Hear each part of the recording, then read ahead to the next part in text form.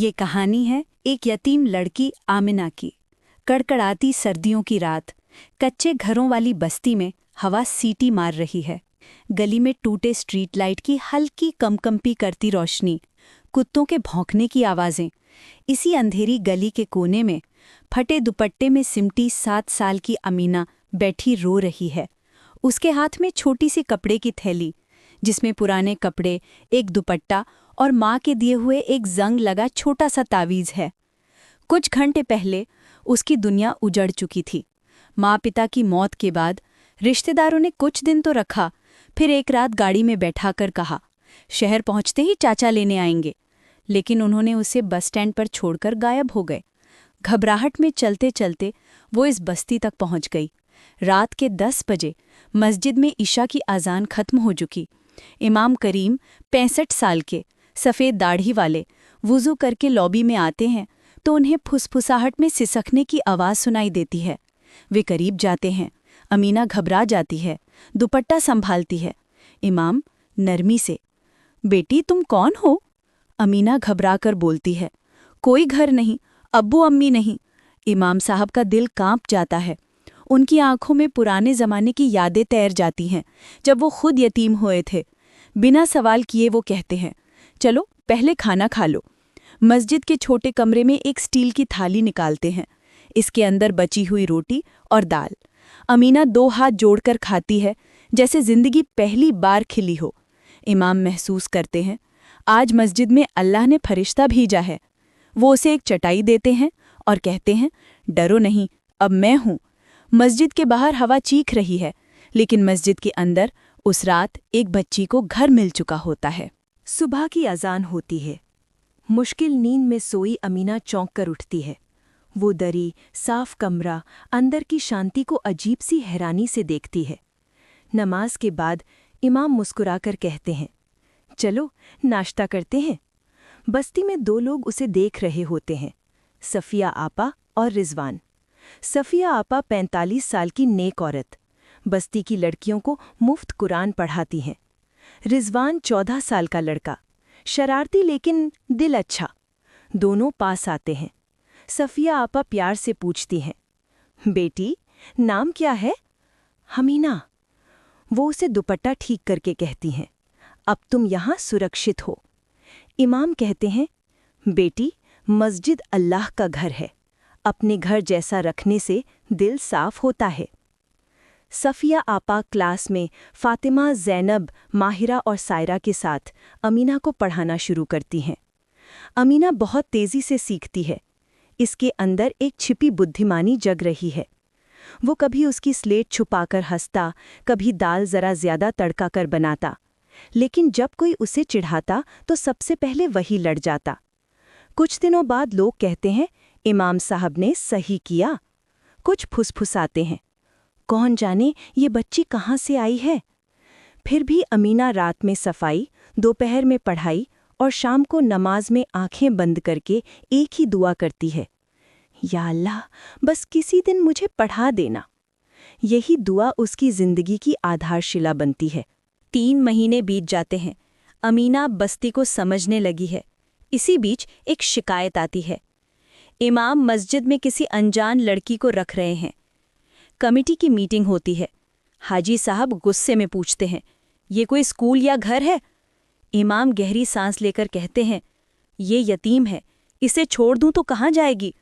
हाजी साहब सख्त, मस्जिद नियमों से चलती है, आप उसे कहीं और भेजिए। इमाम का दिल टूट जाता है, लेकिन वो बहस नहीं करते। उस रात इमाम करीम नमाज में रो रहे होते हैं और अमीना कमरे के एक कोने से उसे सुन रही होती है। वो सोचती है, अगर मैं ना रहूं तो अब्बा जी सुरक्षित रहेंगे। आधी रात अमीना मस्जिद से बाहर चुपके निकलती है। चांदनी में सुनसान सड़क, पेड़ों की डालियां झूल रही हैं। अचानक पीछे से एक हाथ उसके मुंह पर कपड़ा रख देता है। अमीना बेहोश। कौन था? इब्राहिम, एक गिरोह का आदमी जो गरीब बच्चों को उठाकर भीख और ड्रग्स में धकेल देता है। सड़क पर सीरियल होने जैसा बड़ा मोड़। ड्राइवर की गाड़ी आगे बढ़ी ही थी कि पीछे से एक कार का हॉर्न बजता है। वो कार चलाने वाला है डॉक्टर फ़हीम, 40 साल का नेक डॉक्टर। उसे शक होता है। वो उनके सामने कार रोक देता है। संवाद। डॉक्टर, गाड़ी में बच्ची क्यों रो रही? इब्राहिम बहाना करता है, लेकिन अचानक अमीना होश में आकर डॉक्टर का हाथ पकड़कर बोलती है, बचाइए। डॉक्टर साफ समझ जाते हैं। वे तत्काल पुलिस बुलाते हैं। इब्राहिम गिरफ्तार। डॉक्टर फ़हीम अमीना को अपनी एनजीओ एम्बुलेंस में ले जाते हैं। नर्स कहती है, हड्डियां कमज़ोर, खून की कमी, ये बच्ची बहुत भूखी रही है। अमीना बेहोशी में सिर्फ इतना बुदबुदाती है, मुझे अब्बा जी के पास जाना है। डॉक्टर समझ जाते हैं, ये बच्ची सिर्फ रोशन ही नहीं, बहुत टूटी हुई भी है। एनजीओ में खाना, इलाज, स्कूल, मनोवैज्ञानिक सलाह सब मिलता है।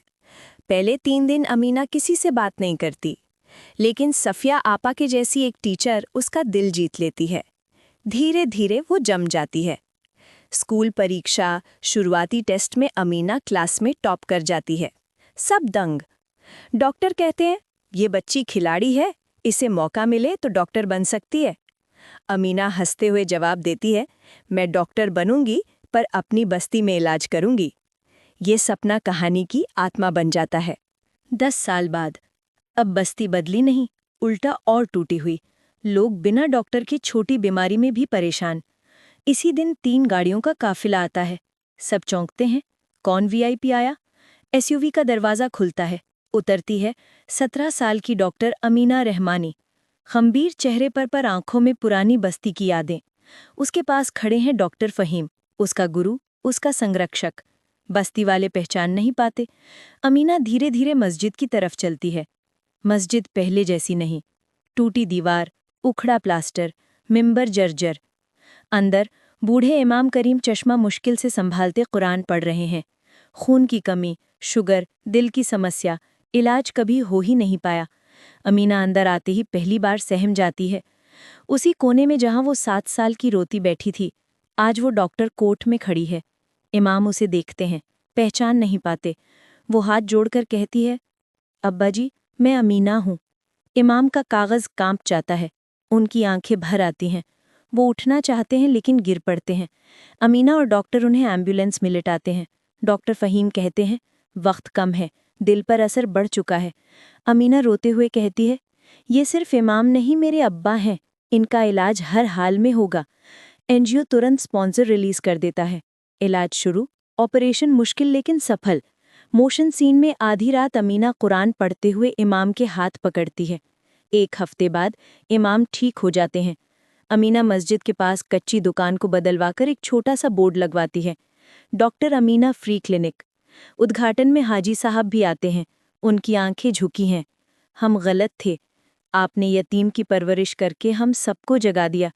इमाम मुस्कुराते हैं, नेकी कभी बेकार नहीं जाती, अल्लाह सिर्फ वक्त का इंतजार करता है।